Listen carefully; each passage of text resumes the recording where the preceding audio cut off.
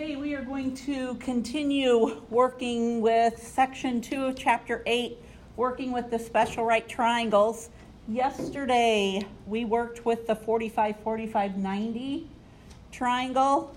Today we're going to be working with that 30-60-90 triangle.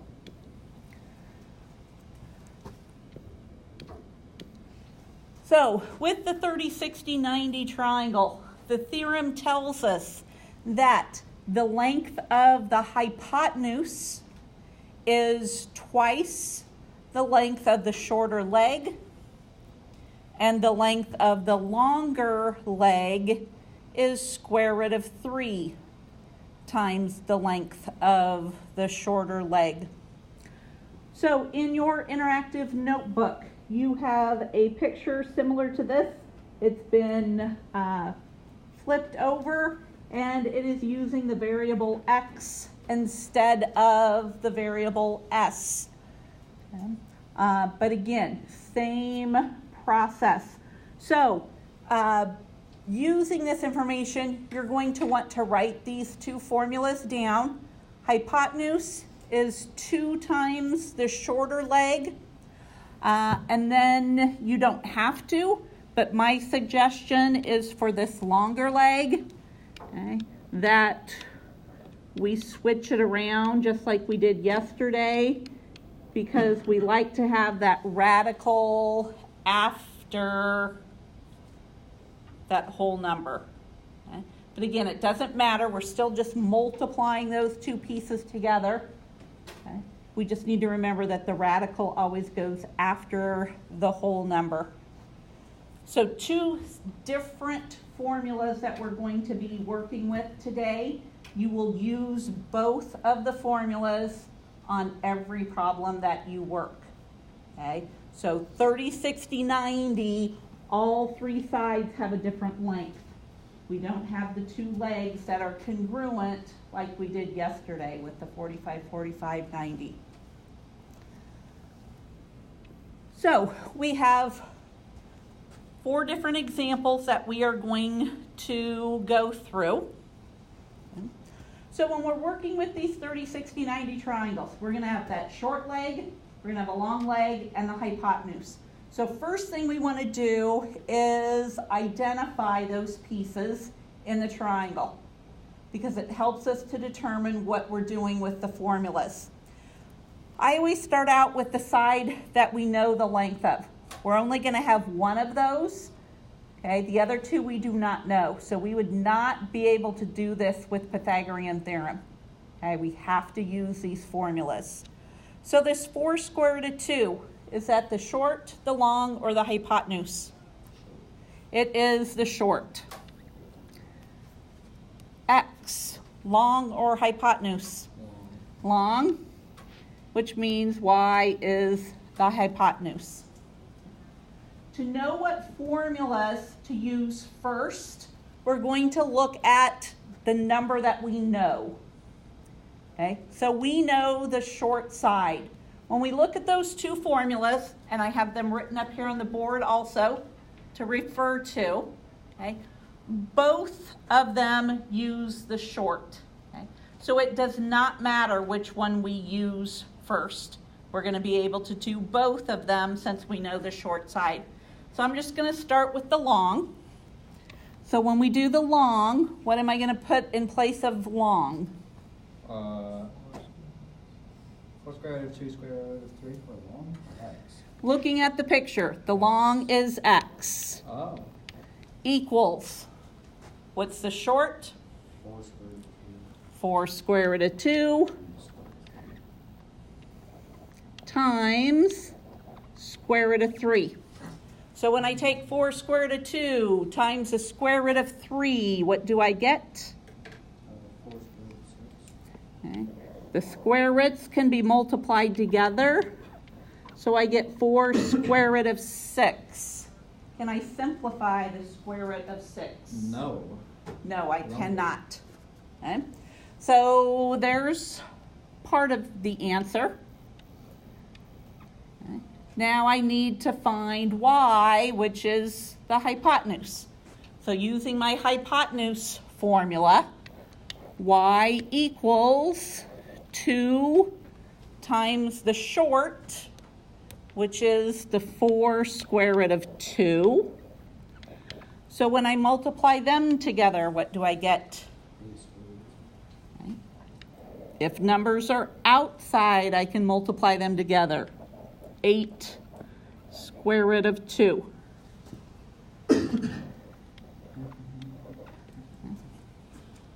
So that's how I find the other two sides of that 30, 60, 90 triangle. Good. Next example. That number 7 that they gave me, is that short, long, or hypotenuse? Short. Okay. This would be my 30-degree angle. And in the very first section we covered this semester, section 5-6, we know opposite the smallest angle is the shortest side. So what is x? Long or hypotenuse? That is the long. Long, and then y is the hypotenuse. Okay? So again, we look at what they gave us. They gave us the short. Because they gave us the short, okay, we can do both formulas. It doesn't matter what we do first. Do hypotenuse first this time. Okay, so we'll do hypotenuse first this time. So in place of hypotenuse, I'm going to put what? Y squared. Hypotenuse is y equals 2 times the short, which is 7. Anybody know this one?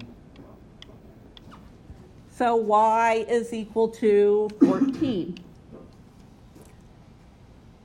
When I do long, what's going to go in place of long? X equals short, which is 7, times square root of 3, and that's our answer. We cannot combine them. Okay, so that's again why I like to put the square root of 3 at the end. Okay, otherwise we'd have to rewrite it, flipping it around. Okay, so my x was 7 square root of 3. Okay. So when you know the short side, it doesn't matter which formula you do first, okay? Because you have the number to go in both of the formulas. Next example, looking at 20. Is the 20 short, long, or hypotenuse? Hypotenuse. What is x? X is the long, and then y is the short. Okay. So this time they didn't give me the short. That's okay. I look at what they gave me. Okay. Because the number they gave me is the hypotenuse, I have to do the hypotenuse formula. Okay. I can't do long because I don't know the long and I don't know the short. I don't have anything to plug in to the formula. Because I have the number 20 for the hypotenuse, that's the formula I'm going to start with. So hypotenuse 20 equals 2 times the short, which is y. I need to get the y by itself, so what do? Divide by 2. So y equals 10. Now I can do the long because I know the short. So to find long, long is x equals short, which is 10 times square root of 3. And that's my answer.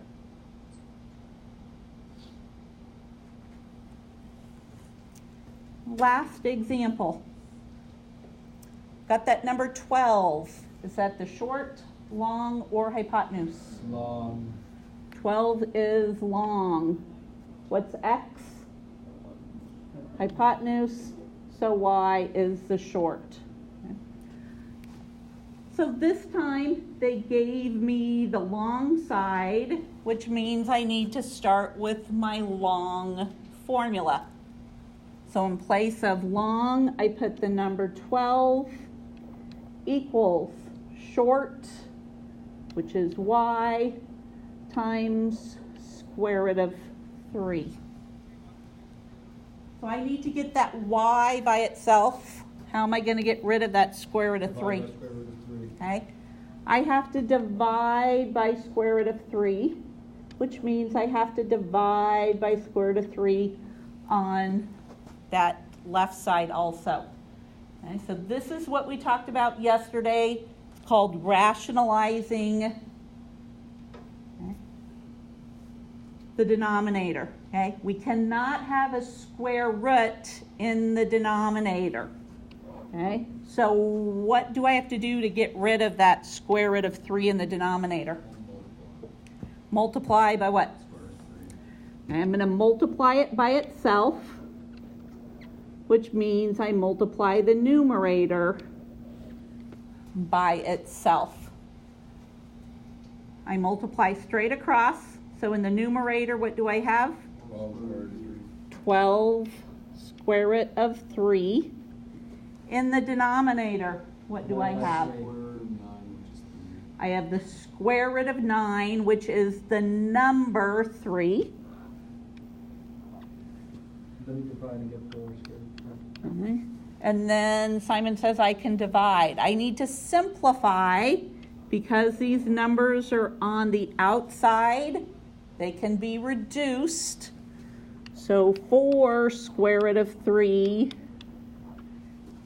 is the answer. 4 square root of 3 is y, which was my short side. Okay, so when we have that process where we have to rationalize, a little bit more work involved. Okay, so make sure you work carefully there. Make sure you're completely simplified. Now we need to find our hypotenuse.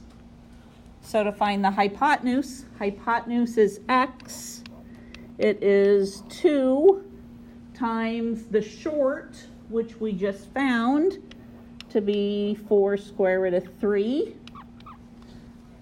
So when I multiply those together, what do I get? 8 square root of 3.